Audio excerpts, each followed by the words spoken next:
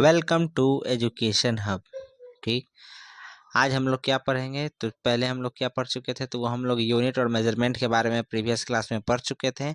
आज हम लोग पढ़ेंगे क्या, तो ALP CBT 2 में पूछे गए या फिर इंजीनियरिंग इंजीनियर हो गया, JEE में पूछे गए, ALP रेलवे JEE हो गया, टेक्नीशियन हो गया, इन सभी में पूछे गए सवालों के ऊपर देखेंगे। आज हम लोग पढ़ेंगे वेग और चाल के ऊपर, स्पीड एंड वेलोसिटी से संबंधित क्वेश्चंस को हम लोग देखेंगे और न्यूमेरिकल्स जो है वो बनाएंगे।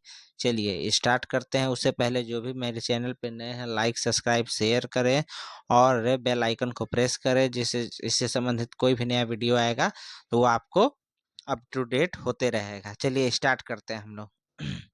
यहाँ पर पहला, एक कार एक सरल रेखा में चल रही है। पहले आधे समय में कार की चाल 40 किमी और दूसरे आधे समय में कितनी हो जाती है? तो ये आपको हो जाती है 50 किमी प्रति घंटा है। तो कार की औसत चाल, तो कार की औसत चाल निकालने के लिए क्या कीजिएगा? देखिए कार क्या है, तो ये आपको 40 जाती है कितने समय में? तो T/2 समय में जाती है। टोटल दूरी, कुल दूरी बटा क्या होता है? कुल समय होता है। तो हम लोग यहाँ से क्या निकालेंगे? ये आपको समय है, ये टाइम है, इससे हम लोग क्या निकालेंगे? कुल दूरी को निकाल लेंगे। और कुल दूरी फिर यहाँ 50 से जाती है दूसरे आधे समय में, और टोटल समय क्या हो गया? तो आधा समय लगता है। तो यहाँ से देखिए 2 से 2 ये काट दीजिएगा, तो ये आ गया आपको 40, 20, और 2 से 2 काटिएगा तो ये आ गया आपको 25, यानी कि 20T और 25T हो गया यहाँ पर ही। तो यहाँ पर देखिए 20T कितना, तो 45 हो गया, 45T हो गया, और यहाँ से टी कट जाएगा तो यहाँ पर क्या बच गया? 45। तो इसलिए आपका आंसर क्या यहाँ पर हो जाएगा? तो यहाँ पर आंसर आपका हो जाएगा 45। यहाँ पर आंसर क्या रखा जाएगा? तो ये आपका आंसर यहाँ पर ठीक लगेगा, 45 ए हो गया आंसर। चलिए नीचे में हम लोग चलते हैं। एक कार 10 किमी प्रति घंटे की चाल से दूरी का पहला तीसरा भाग 20 किमी, देखिए देखिए पहला तीसरा भाग, ठीक, उसके बाद फिर क्या कहता है? 20 किमी की चाल से दूसरा तीसरा भाग, ठीक, और 60 किमी की चाल से वो क्या जाता है? तो 60 किमी की चाल से अंतिम भाग को वो तय करता है।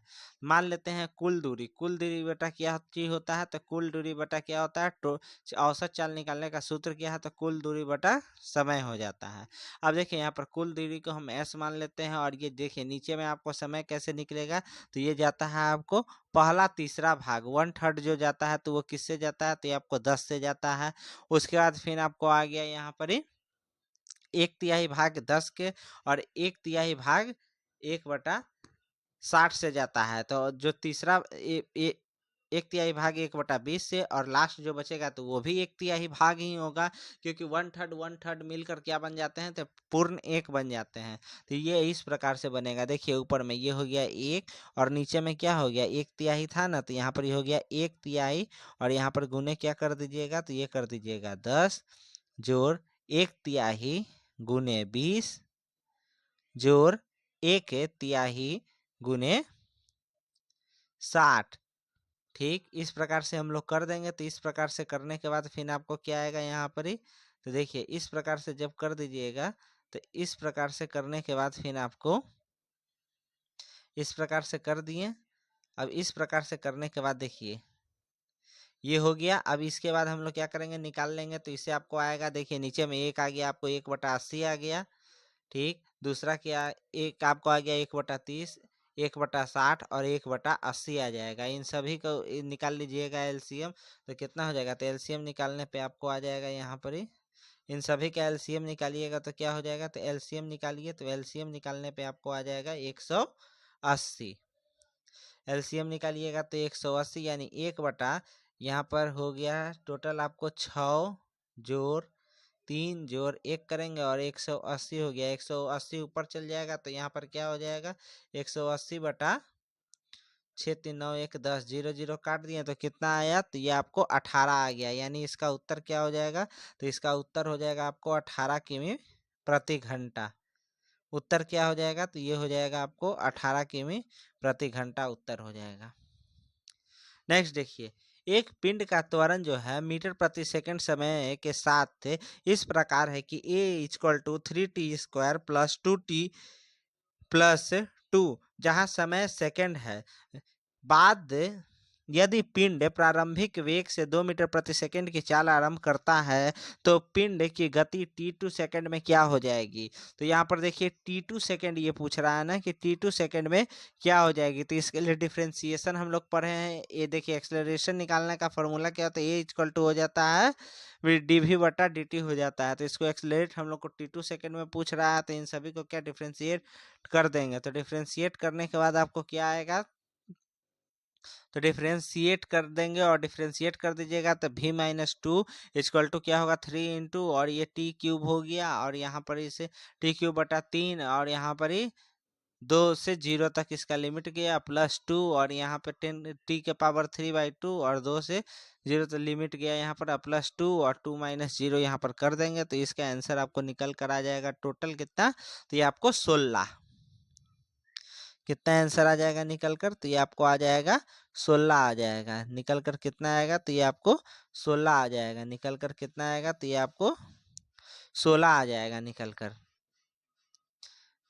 नेक्स्ट देखिए यहाँ पर ही 4 नंबर में, एक पिंड एक सरल रेखा में गतिशील है। पिंड का विस्थापन समय पर इससे प्रकार निर्भर है। x equal to t cube minus 6t square plus 3t plus 4, जहाँ x मीटर में तथा समय सेकंड में और पिंड की गति ज्ञात कीजिए जब त्वरण का मान शून्य हो।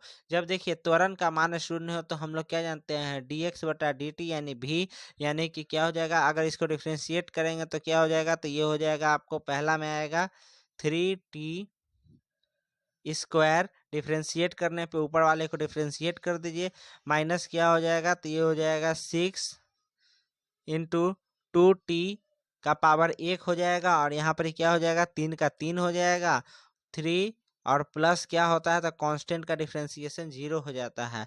तो 3t स्क्वायर इस प्रकार से ये चल गया और उसके बाद देखिए एक्सेलरेशन क्या कहेगा, तो एक्सेलरेशन फिर एक बार डिफ्रेंशिएट हम लोग कर देंगे तो क्या एक्सेलरेशन अगर फिर से कर देंगे तो यहाँ देखिए 3t square minus 12t plus 6 आ जाएगा। तो यहाँ पर क्या हो जाएगा, तो a equal to d v बटा d t equal to 6t minus 12 हो गया। 6t माइनस 12 यहाँ पर ही हो गया।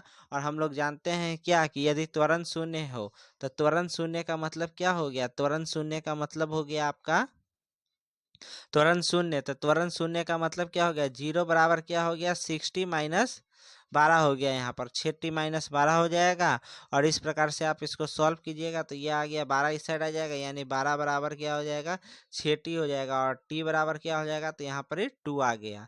ठीक, t का वैल्यू क्या आ गया, तो 2 आ गया। t का वैल्यू 2 निकल कर आ गया। अब देखिए वेग क्या होता है, तो वेग होता है v बराबर 3t स्क्वायर, ये निकाल चुके थे हम लोग ऊपर में 12t और यहाँ पर क्या था प्लस 3 था। t का वैल्यू 2 आ गया, पुट कर देंगे अब इसमें t का वैल्यू पुट कर दीजिए 2, तो यहाँ पर क्या हो गया 2 का स्क्वायर 4, 4 तिया 12 माइनस यहाँ पर क्या हो गया, तो यहाँ पर 12t था, यहाँ पर 2 दूनी 24, 12 दूनी 24 और प्लस यहाँ पर 3 कर देंगे तो 12 12 गया और यहाँ पर कितना बच के आ गया, तो यहाँ पर 15 आ गया। 12 12 में से 3 गया तो कितना हो गया, यहाँ पर -9 आ गया। तो क्या इसका आंसर हो जाएगा, तो -9 मीटर प्रति सेकंड हो जाएगा। -9 मीटर प्रति सेकंड, -9 मीटर प्रति सेकंड इसका आंसर हो जाएगा। कितना हो जाएगा, -9 मीटर प्रति सेकंड। चलिए नेक्स्ट आते हैं। एक कण की स्थिति x t के साथ सापेक्ष निम्न समीकरण द्वारा परिवर्तित होती है। किस समीकरण द्वारा परिवर्तित होती है, तो निम्न समीकरण द्वारा परिवर्तित होती है। चलिए यहाँ पर हम लोग समीकरण देते हैं। x इक्वल टू क्या होता है, तो at square minus bt square हो गया। तो 2 सेकंड बाद के त्वरण का मान क्या होगा, 2 सेकंड के बाद का ये त्वरण का मान पूछ रहा है। तो देखिए v बराबर क्या होता है, तो dx बटा dt हो जाता है। डिफ्रेंशिएट इसका और इसको डिफ्रेंशिएट कीजिएगा तो ये आपको आएगा 2at माइनस क्या हो जाएगा 3b टी स्क्वायर हो जाएगा यहाँ पर ही। ठीक, टी स्क्वायर क्यों, क्योंकि 3 यहाँ पर ही आ गया और यहाँ पर 2 माइनस 1 होता है। डिफ्रेंसिएशन निकालने का हम लोग सूत्र जानते हैं। त्वरण क्या होता है, तो त्वरण होता है dv बटा dt हो जाता है। तो यहाँ पर देखिए टी कट जाएगा और यहाँ पर क्या होगा, डिफ्रेंशिएट एक बार और हो जाएगा एक्सेलरेशन का, एक बार और डिफ्रेंशिएशन इसका कर दीजिएगा तो क्या आ जाएगा, यहाँ पर 2a आ जाएगा और माइनस क्या हो जाएगा, तो 6 बी आ गया। ये हो गया आपको। अब देखिए टी बराबर कितना है, तो 2 सेकंड बाद का अगर ये पूछ रहा है तो हम लोग क्या करेंगे, पुट कर देंगे इसमें 2 सेकंड बाद का। तो यहाँ पर देखिए इस प्रकार से ये है, तो 2 सेकंड बाद, तो ए बराबर क्या हो जाएगा, तो ये होता है 2a और माइनस यहाँ पर 2 सेकंड यानी 12 बी हो गया। तो इस प्रकार से ये निकल कर आ गया, यानी 12 बी हो गया। तो यहाँ पर क्या हो गया, तो ये हो गया 2 कॉमन ले लेते हैं और यहाँ पर a माइनस 6b, ये क्या हो गया, इसका आंसर हो गया a माइनस 6b। तो इसका ये निकल कर आ गया आंसर कितना, तो 2।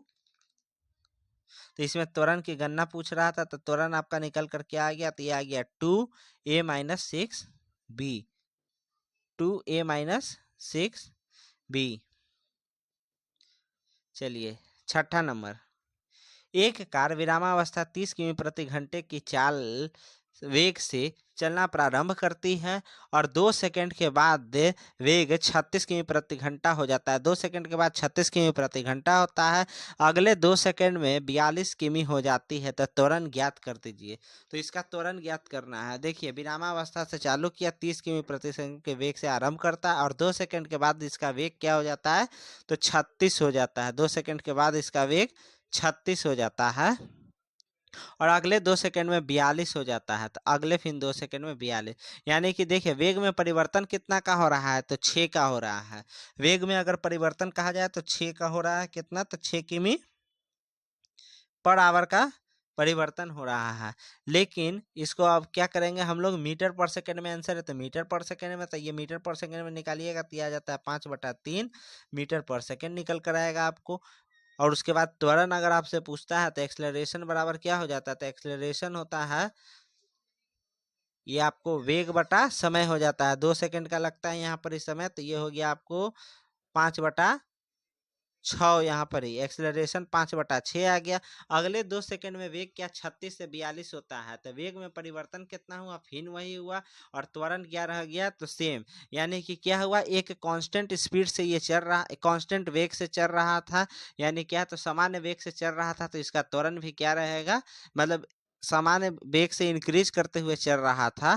तो ये इसका त्वरण भी क्या रहेगा, तो सामान्य रहेगा। तो इसका त्वरण क्या आ जाएगा, तो 5/6 मीटर प्रति सेकंड आ जाएगा। कितना आएगा, तो 5/6 मीटर प्रति सेकंड, इसका 4 हो जाएगा।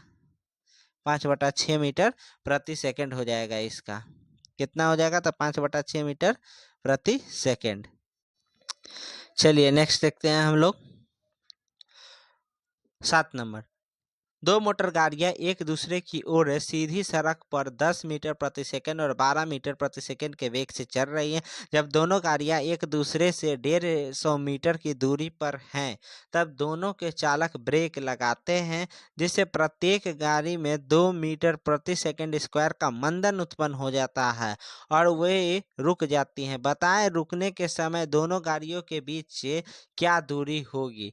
देखिए एक जो है 10 मीटर प्रति सेकंड के रफ्तार से चल रहा है, दूसरा किस वेग से चल रहा है, तो ये आपको चल रहा है 12 मीटर प्रति सेकंड के वेग से चल रहा है। तो मोटर गाड़ी ए का संबंध में अगर हम लोग देखेंगे तो सबसे पहले इसमें आपको क्या निकालना पड़ेगा, तो इसमें आपको सबसे पहले समय निकालना पड़ेगा कि मोटर गाड़ी ए को कितना समय लगता है ब्रेक लगाने के बाद और मोटर गाड़ी बी को कितना समय लगता है तो ब्रेक लगाने के बाद। उसके बाद दोनों का दूरी निकाल के और उसको घटा देंगे। तो देखिए कैसे निकालिएगा, हम लोग जानते हैं भी बराबर क्या दिया, भी दिया हुआ है u माइनस 80 लगा देंगे यहाँ पर फॉर्मूला। यहाँ पर आपको भी हो गया 0 और लास्ट में क्योंकि रुकेगा तो 0 हो जाएगा और यहाँ पर आरंभिक वेग 10 गुने 2 कर देंगे। 2 सेकेंड 2 मीटर प्रति से यहाँ पर क्या है, तो 2 सेकेंड लगता है ना। हाँ 2 इंटू यहाँ पर क्या कर देंगे, तो 10 माइनस 2 इंटू टी कर देंगे। 2 मीटर प्रति सेकंड की रफ्तार से चल रहा है। यहाँ पर देखिए यहाँ पर भी हो गया सबसे पहले, तो भी क्या होता है, तो ये होता है u माइनस 80 फॉर्मूला हो गया इसका। अब देखिए यहाँ पर ये कितना है 10 है और एक्सलरेशन 2 है और टाइम नहीं मालूम है, टाइम ही फाइंड करना है। 2 को इस साइड लेकर चल जाएंगे तो ये हो गया 10 इक्वल टू क्या हो जाएगा, 10 इक्वल टू क्या हो जाएगा, तो 2t हो जाएगा। यहाँ पर माइनस में रहेगा और ये भी माइनस में आ गया, तो माइनस माइनस कट कर दीजिए और यहाँ पे 2 से ये कट गया, तो ये कितना बच गया 5 बटा, तो यानी टाइम पहला का 5 लग रहा है। अब हम लोग क्या करेंगे, दूसरा का टाइम निकाल देंगे, गाड़ी बी का टाइम। गाड़ी बी का भी सेम करेंगे तो वही हो जाएगा। तो यहाँ पर ये 0 इक्वल टू क्या हो गया, 0 इक्वल टू लगा देंगे फॉर्मूला, 0 से फॉर्मूला इसका लगा देंगे, ये आपको निकल के आ जाएगा 12 माइनस 2t हो गया यहाँ पर ही, ये इस तरफ आ जाएगा तो -12 इक्वल टू -2t हो गया। माइनस माइनस कट गया, 2 के टेबल में 6 बार में कट गया, यानी t बराबर 6 आ गया। इसको 6 सेकेंड लगता है और उसको 5 सेकेंड लगता है। अब इससे हम लोग क्या निकाल देंगे, तो डिस्टेंस निकालना है, तो डिस्टेंस के लिए क्या जानते हैं, s से, तो s1 बराबर क्या कर देंगे यहाँ पर ही ut प्लस हाफ at², तो कितना हो गया, तो 10 × 5 = 50 ut हो गया, क्योंकि 10 के रफ्तार से पहला गाड़ी चल रहा था, और हाफ at² यानी 2 गुने 5 गुने 5 का स्क्वायर हो गया, तो यहाँ पर 2 2 कट गया, 25 हो गया, यहाँ पर एक आ गया 25 मीटर। अब s2 अगर कहेगा तो क्या निकल के आ जाएगा s2, तो ये आपको आ गया यहाँ पर भी 12 दूनी 24, सॉरी 12 छक्के 72 ना, क्योंकि 6 सेकंड यहाँ लग रहा था 72, और माइनस यहाँ पे कर देंगे 1/2, 2 6 गुने 6 कर देंगे, 2 2 काट दिए, यहाँ पर कितना आ गया निकल कर 72 में से 36 गया, तो 72 में से 36 गया तो 36, तो एक को आपको 36 लग रहा है, दूसरा को इतना लग रहा है। अब देखिए दोनों गाड़ियों के बीच की दूरी कितनी थी, तो दोनों गाड़ियों के बीच की दूरी कहेगा तो ये आपको टोटल था 150 मीटर था बीच की दूरी, ठीक। और कितना इन लोगों ने कवर कर लिया, दोनों मिलके आपस में आए होंगे, तो कवर कितना, तो एक किया है आपको 36 और एक किया आपको 25, 36 और 25 कितना हो गया, तो 36 25 आपको 61 होता है, यानी 150 में 61 को घटा दीजिए, तो यहाँ पर ये आपको आ गया निकल कर कितना, तो ये आ गया 89 मीटर। तो 89 मीटर क्या है, उन दोनों के बीच की दूरी हो जाएगी, उन दोनों के बीच की दूरी कितना हो जाएगी, तो 89 मीटर। नेक्स्ट आते हैं हम लोग, एक पिंड एक सरल रेखा में गतिशील है जिसका त्वरण विस्थापन ग्राफ चित्र में दिया गया है। यदि पिंड का वेग x 5 मीटर प्रति सेकंड पर 5 मीटर पर 5 मीटर प्रति सेकंड हो, तो पिंड का वेग के x से इक्वल टू 25 मीटर पे क्या हो जाएगा।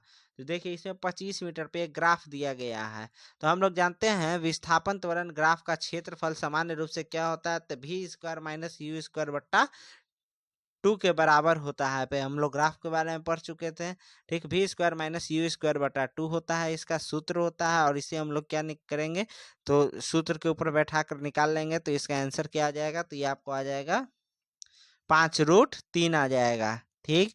5√3 आ जाएगा, तो v² - u² उसके ऊपर पुट कर देते हैं हम लोग, फॉर्मूला भी निकाल लेंगे और उसके बाद u निकाल लेंगे, और उसके बाद क्या करेंगे, फॉर्मूला पुट कर देंगे हम लोग। चलिए नेक्स्ट आते हैं हम लोग 9 नंबर पे। 9 में क्या करा, यदि किसी कण द्वारा एक सरल रेखा पर t समय में तय की गई दूरी को x = a + bt + ct का स्क्वायर, जहां a b c नियतांक है, तो व्यक्त किया जाए, तो गति के त्वरण का व्यंजक प्राप्त कर लीजिए। तो देखिए गति के त्वरण का व्यंजक निकालना है, तो देखिए t के सापेक्ष अवलाकन करने पे क्या हो जाता है, तो v = वेलोसिटी निकालेंगे तो यहाँ पर dx/dt हो जाता है, प्लस क्या कर दीजिएगा, तो b + 2c इसका कर दीजिएगा सिंपल डिफ्रेंशिएट, तो देखिए a के बदले में क्या हो जाएगा, b का क्या हो जाएगा, तो यहाँ पर b हो जाएगा प्लस 2ct हो गया यहाँ पर डिफ्रेंशिएट करने पे। वहीं अगर फिर से डिफ्रेंशिएट करेगा तो यहाँ पर ये एक 0 हो जाएगा, और यहाँ पर 2 है, तो यहाँ पर सिर्फ क्या बचेगा 2c आ गया, यानी क्या हो गया, देखिए ये हो गया आपको वेलोसिटी का डिफ्रेंशिएशन, और एक्सलरेशन फिर वेलोसिटी का डिफ्रेंशिएट कर दीजिएगा तो एक्सलरेशन निकल कर आ जाता है, और ये 2c यहाँ पर ही हो गया, इसका आंसर कितना हो गया, तो ये आपको हो गया 2c। चलिए नेक्स्ट क्वेश्चन पे आते हैं। दो गेंद एक ही ऊर्ध्वाधर रेखा पे ऊपर की ओर 2 सेकंड के अंतराल पे फेंकी जाती है। यदि उनके प्रारंभिक के वेग 39.2 मीटर प्रति सेकंड हो, तो बताएं कि सतह से कितनी ऊंचाई पर उनमें टक्कर हो जाएगी।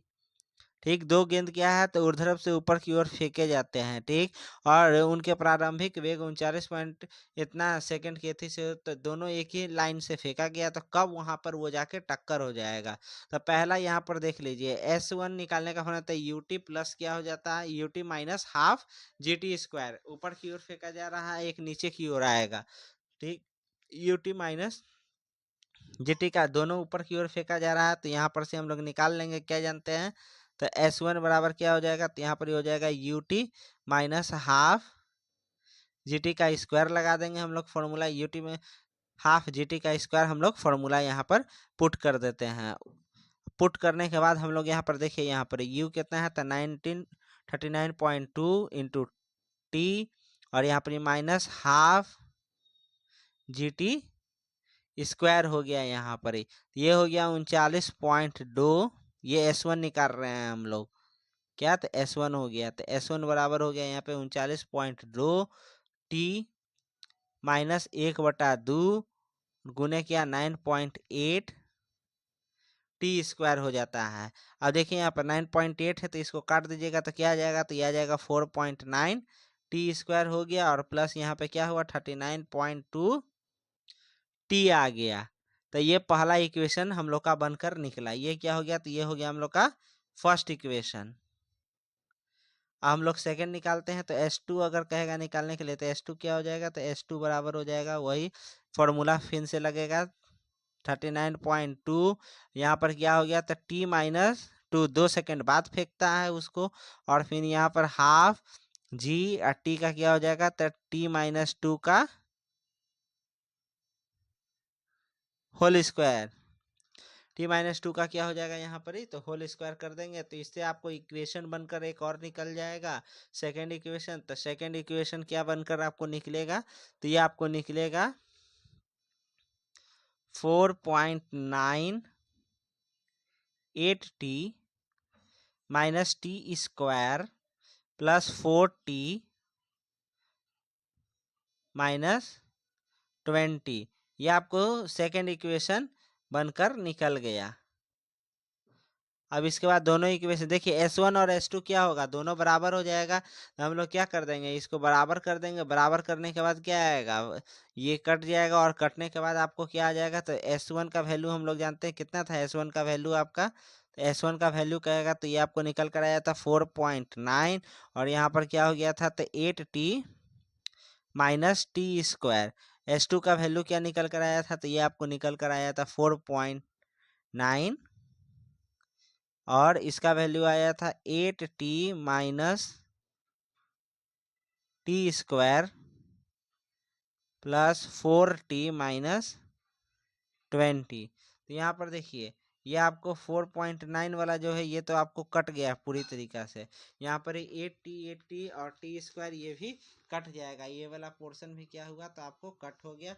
बचा यहाँ पर क्या, तो आपको 4T माइनस 20 बच गया बराबर 0। 20 इस तरफ आ जाएगा, यहाँ पर क्या बच गया, तो आपको 4T बच गया, 4 कट गया, यहाँ पर T बराबर क्या हो गया, तो 5 यहाँ पर आंसर आ गया। T का वैल्यू कितना, 5 हो गया आंसर। नेक्स्ट हम लोग आते हैं 11 नंबर। देखिए, समांतर रेल लाइन पर विपरीत दिशा में 60 किमी प्रति घंटे और 30 किमी प्रति घंटे की चाल चलने वाली 100 मीटर लंबाई की दो ट्रेनें मिलती हैं। यदि उनके त्वरण इतना और इतना हो, 0.15 मीटर प्रति सेकंड और 0.35 मीटर प्रति सेकंड, तो उन्हें एक दूसरे को पार करने में कितना समय लग जाएगा। देखिए, जब त्वरण दिया हुआ है तो डिस्टेंस क्या हो जाएगा, तो डिस्टेंस दोनों का सेम हो जाएगा। त्वरण दिया हुआ है और डिस्टेंस क्या होगा, तो सेम हो जाएगा। देखिए, एक 60 किमी के और एक क्या है, तो 30 किमी के रफ्तार से चलता है। दोनों विपरीत दिशा में है, तो विपरीत दिशा होने पे क्या होता है, स्पीड जुड़ जाता है, यानी 60 गुने 60 जोड़ 30 हो जाएगा, यानी 90 किमी पर आवर इसका टोटल स्पीड हो जाएगा। अब इसके बाद देखिए, 90 किमी प्रति घंटा इसका स्पीड हो गया, मीटर प्रति सेकंड में इसको चेंज कर देंगे, तो यह आ जाएगा 25 मीटर पर सेकंड हो गया। क्या हो गया, 25 मीटर पर सेकंड इसका स्पीड निकल कर आ गया। अपेक्षित त्वरण क्या होता है, तो दोनों जुट जाता है। अपेक्षित त्वरण में क्या होगा, तो दोनों जुट के हो जाएगा आपको 0.15 प्लस 0.35, ये प्लस होके आपको क्या आ जाएगा, तो 0.50 मीटर पर सेकेंड स्क्वायर। ये आपको अपेक्षित त्वरण निकल कर आ गया। अब अपेक्षित त्वरण निकाल लिए हम लोग। सापेक्ष विस्थापन, तो विस्थापन कितना हो रहा है, तो ये आपको 100 मीटर की दो लंबी ट्रेन है, यानी दोनों की ट्रेन की लंबाई कितना हो गया, तो एस बराबर हो जाएगा 100 + 100, क्योंकि दो ट्रेन है और समान है तो दोनों एक दूसरे की लंबाई यानी 200 मीटर पार करेंगी। 200 मीटर पार करेंगी और 200 मीटर, तो एस इक्वल टू हम लोग लगा देंगे formula, s equal to u t plus half a t square कर देंगे। तो यहाँ पर देखिए ये तो 200 हो गया, यहाँ पर यूटी का वैल्यू कितना है, तो एक हो गया आपको 25 मीटर प्रति सेकंड प्रारंभिक वेग, और गुने क्या हो गया टी, और फिर यहाँ पर कर देंगे हाफ जी का आपको वैल्यू एक्सेलरेशन निकाल चुके हैं, सापेक्ष एक्सेलरेशन 50 गुने टी स्क्वायर, ये नहीं इसका हो गया। तब यहाँ से निकाल लेंगे तो ये कट के आ जाएगा आपको 0.25, 0.25 हो गया 0.25। अब यहाँ से देखिए 0.25 ये कट कर आपको आ गया, और इसके बाद हम लोग करेंगे 200, इसको सॉल्व कर देंगे तो ये आ जाएगा आपको 25t बराबर equal to 25t plus 0.25t square, क्या हो गया ये, तो आपको टी स्क्वायर आ जाएगा। कितना आ गया, तो ये आपको टी स्क्वायर आ गया यहाँ पर। और इसको जब सॉल्व करेंगे तो क्या हो जाएगा, तो सॉल्व हल करने के बाद ये आपको आ जाएगा टी का वैल्यू कितना आ गया, तो टी का वैल्यू आपको आ जाएगा टी बराबर क्या हो जाएगा, तो ये आपको हो जाएगा 7.45 सेकेंड। सॉल्व कीजिएगा लीनियर इक्वेशन दो वेरिएबल से, तो ये आ जाएगा 7.2 सेकेंड।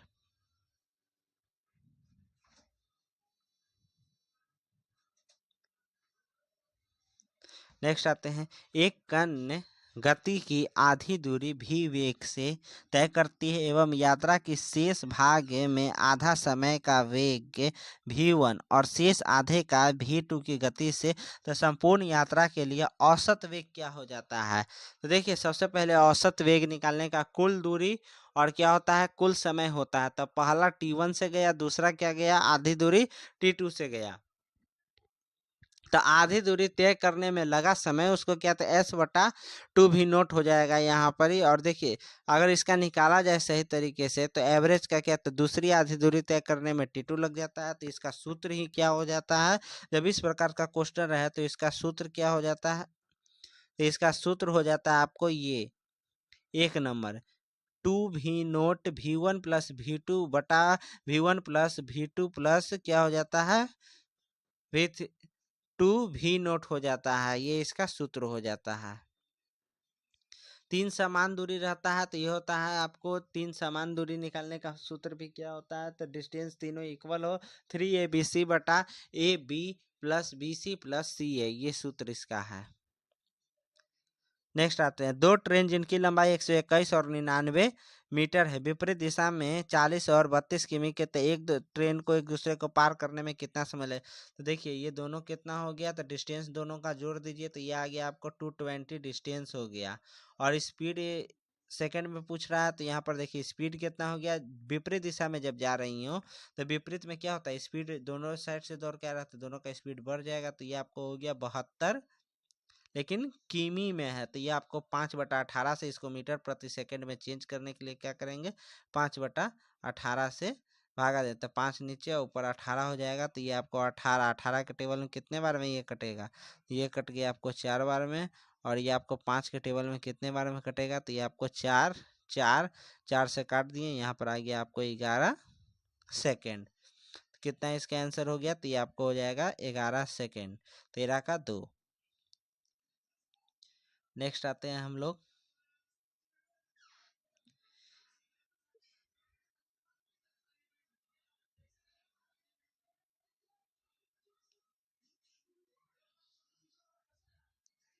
नेक्स्ट हम लोग आते हैं, एक पिंड विरामावस्था से एक समान त्वरण से गतिशील हो यदि x1 x2 और x3 पहले 10 सेकेंड, अगले 10 सेकेंड, अगले 10 सेकेंड और अंतिम 10 सेकेंड की दूरियां हैं। x1 x2 और x2 ये क्या है, तो 10-10 सेकेंड की आपको दूरियों के अंतराल पे दिया गया है। ठीक, तो देखिए बिंदु ए से हम लोग स्टार्ट करते हैं। यहाँ पर देखिए जैसे ए, तो पहला में क्या हुआ था, x1 equal to u t plus, आप तो एस डिस्टेंस निकालने का क्या जानते हैं हम लोग। ठीक, तो एस इक्वल टू करके फॉर्मूला से लगा देंगे, तो एस इक्वल टू क्या हो जाएगा, you t plus half a t square से फॉर्मूला इससे लगा देंगे। ये फॉर्मूला लगाने के बाद आपको आ जाएगा यहाँ पर निकल कर, पहला में u जीरो हो गया, तो पहला इक्वेशन को अगर आप सॉल्व कीजिएगा तो यहाँ पर u जीरो हो गया। टाइम कितना लग रहा है यहाँ पर ही, टाइम u जीरो है तो टाइम भी जीरो हो जाएगा, तो डायरेक्ट लिखेंगे हाफ इंटू एटी स्क्वायर। अब यहाँ पर देख लिए हाफ इंटू एटी स्क्वायर, तो हाफ कर दिए, ए नहीं मालूम है, टी हमको टाइम 10 सेकेंड के अंतराल पे दे रहा है, तो ए गुने 10 का यहाँ पर स्क्वायर लग गया। तो ये आपको सॉल्व करने पे आपको आ जाता है 50 है। ये फर्स्ट इक्वेशन हो गया, फर्स्ट में 50 है। इसी प्रकार से दूसरे इक्वेशन को हम लोग सॉल्व करेंगे, तो उसको सॉल्व करने पे आपको कितना आ जाएगा, यहाँ पर देखिए अब चेंज हो गया है। ठीक, अब यहाँ पर बिंदु ए पर वेग क्या हो जाएगा, तो बिंदु ए पर वेग जो है वो चेंज हो जाएगा। आपको बिंदु ए पर वेग आपको चेंज हो गया है, और चेंज होने के बाद क्या हो गया इसका वेग, तो इसका वेग अब चेंज हो जाएगा। बिंदु ए पे इसका वेग चेंज हो गया है।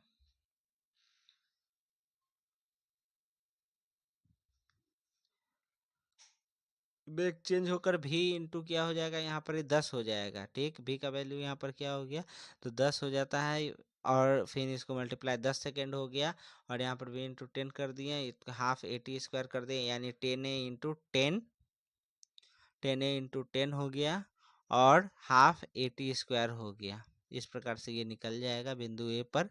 ये आपको वेग निकल कर आ गया, वेग इसका कितना हो गया, तो 10 ए हो गया था। उसके प्रकार से ये 150 हो जाएगा। फिर बिंदु बी पर कहेगा तो ये आपको निकल कर आ जाता है 250। तो इसका अगर रेशियो पूछा जाए कि क्या हो जाता है रेशियो, तो इसका रेशियो निकल कर आपको आ जाता है, इसका रेशियो कहे तो क्या हो जाता है, तो इसका रेशियो 1:3:5 हो जाता है। रेशियो क्या इसका निकल कर आता है, तो 1:3:5। चलिए आज के लिए बस इतना ही। वीडियो अच्छा लगा हो तो लाइक शेयर और सब्सक्राइब करें, और चैनल को लाइक कमेंट करें। Thank you.